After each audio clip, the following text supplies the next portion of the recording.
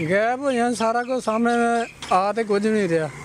ਬੱਤੀ ਵੀ ਬੰਦ, ਗੈਸ ਵੀ, ਹਰ ਚੀਜ਼ ਮਹਿੰਗੀ ਕਰ ਛੜੀ ਉਹਨਾਂ ਨੇ। ਆਵਾਮ ਉੱਥੇ ਕੀ ਕਰੇ, ਹੁਕਮਰਾਨਾਂ ਦਾ ਰਾਜ ਕਰੀ ਜਾਣਾ ਜਿੰਨੇ ਦੇਰ ਹੁੰਦਾ। ਠੀਕ ਹੈ।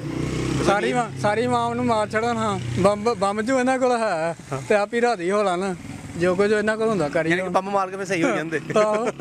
ਇਹ ਜੋ ਤਬਕਾ ਖੁਸ਼ ਰਹਿਣਾ ਚਾਹੁੰਦਾ ਤੇ ਗਰੀਬ ਆਵਾਮ ਨੂੰ ਆਂਦੇ ਨੇ ਹੁਕੂਮਤ ਕਿਤੇ ਤੇ ਕਰਨ ਆਂਦੇ ਨੇ ਗਰੀਬ ਮਾਰ ਛੜਾ ਨੇ ਕਰੇ ਸਾਰੇ ਸਹੀ ਹੋ ਜਾਣਗੇ। ਤੇ ਫਿਰ ਹੁਕੂਮਤ ਕਿਤੇ ਤੇ ਕਰਨ ਦੇ ਜੇ ਬੰਬ ਮਾਰ ਕੇ ਮਾਰ ਛੜੇ ਸਾਰੇ ਤੇ ਹੁਕੂਮਤ ਕਿਤੇ ਤੇ ਕਰਨੀ ਨੇ। ਅੱਗੇ ਇੰਗਲੈਂਡ ਜਾ ਕੇ ਬੈਠੇ ਨੇ, ਉੱਥੇ ਜਾ ਕੇ ਫਿਰ ਬਹਿ ਜਾਣੇ। ਇੰਗਲੈਂਡ ਜਾ ਕੇ ਬੈਠੇ ਨੇ। ਹੁਕੂਮਤ ਲੈ ਕੇ ਚੱਲੇਗੀ ਆਵਾਮ ਨੂੰ ਕਿ ਨਹੀਂ, ਪਾਕਿਸਤਾਨ ਨੂੰ ਲੈ ਕੇ ਚੱਲੇਗੀ ਸਹੀ ਕਿ ਨਹੀਂ?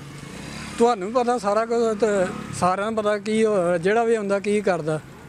ਯਾਨੀ ਕੋਈ ਉਹਨਾਂ ਅਸੀਂ ਆਵਾਮ ਨੂੰ ਸਹੀ ਕਰਾਂਗੇ, ਸਾਰੇ ਸਹੀ ਹੋਈ ਕਰਦੇ ਆ, ਇਹਨੂੰ ਸਹੀ ਕਰਨਾ ਇਹਨੇ। ਯਾਨੀ ਕੋਈ ਕਿੰਨੀਆਂ ਪੈਂਦੀਆਂ ਸਾਲਾਂ ਤੋਂ ਸਹੀ ਹੁੰਦਾ ਪਿਆ। ਜਿਹੜਾ ਵੀ ਆਉਂਦਾ ਉਹ ਸਹੀ ਕਰਨ ਵਾਸਤੇ ਹੀ ਆਉਂਦਾ ਇਹਨੂੰ। ਕੋਈ ਉਮੀਦ ਨਹੀਂ ਹੈ ਇੱਥੇ ਉਮੀਦ ਜਿਹੜਾ ਡਿੱਗੇ ਨੇ ਉਹ ਡਿੱਗੇ ਨੇ। ਹਾਂਜੀ। तो वीडियो लाइक करना मत भूलिएगा। सब्सक्राइब बटन पर क्लिक करें और बेल के निशान पर भी क्लिक करें ताकि हर वीडियो आपको मिल सके।